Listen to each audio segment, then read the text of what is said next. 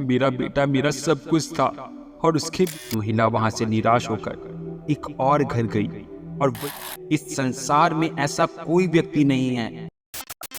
बहुत समय पहले की बात है।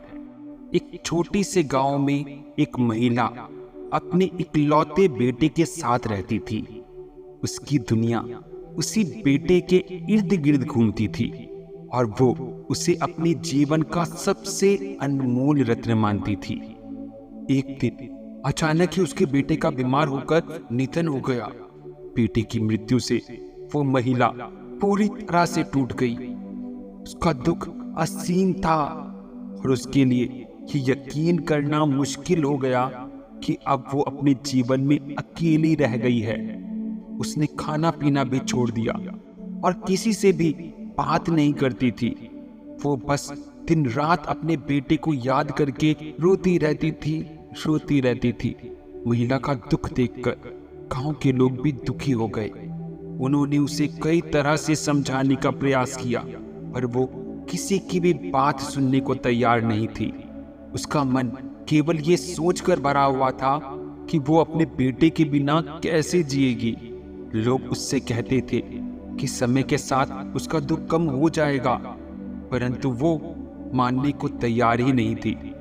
उसके जीवन में जैसे एक गहरी निराशा छा गई थी और उसे ऐसा लगने लगा कि ये दुख कभी खत्म नहीं होगा।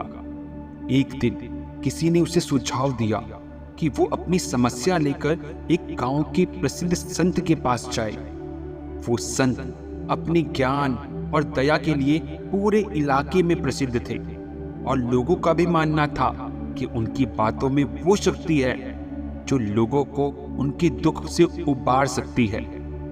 महिला को ये विचार पसंद आया। उसने संत के पास जाने का निश्चय किया।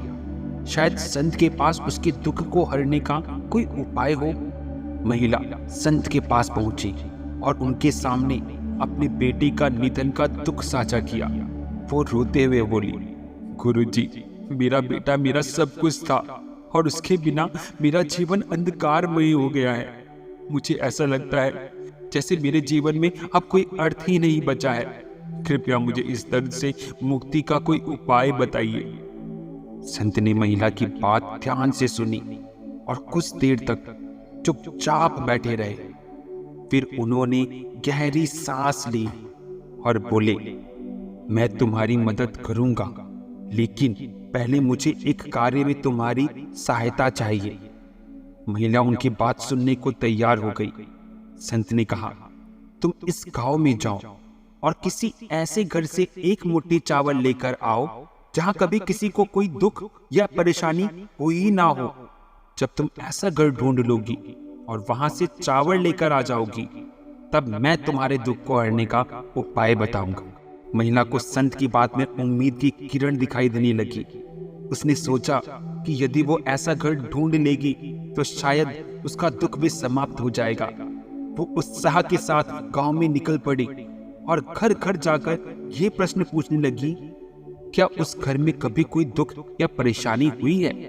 सबसे पहले वो एक संपन्न परिवार के घर पहुंची और उसने घर के लोगों से पूछा, क्या आपके घर में कभी कोई दुख नहीं आया?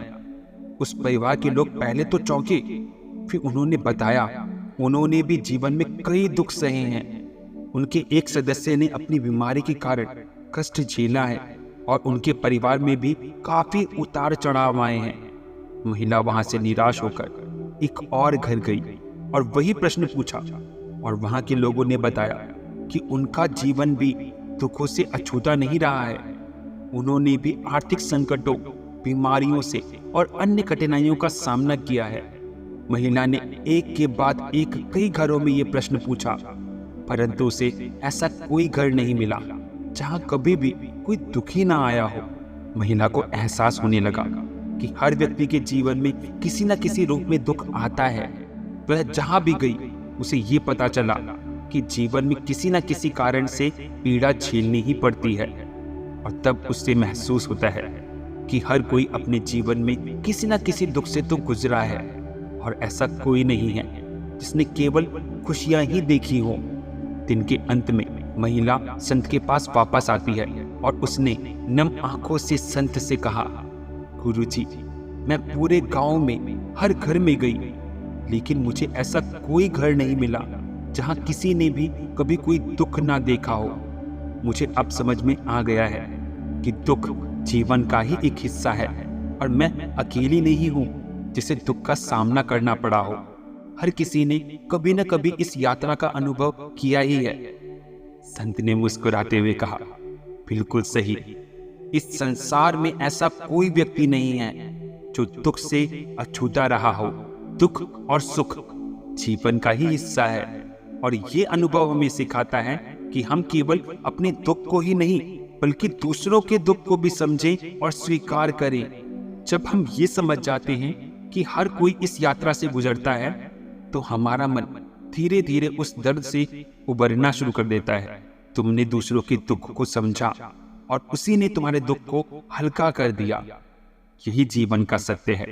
तो दोस्तों, इस कहानी से हमें ये सीखने को मिलता है कि दुख और तकलीफें हर किसी के जीवन में आती हैं।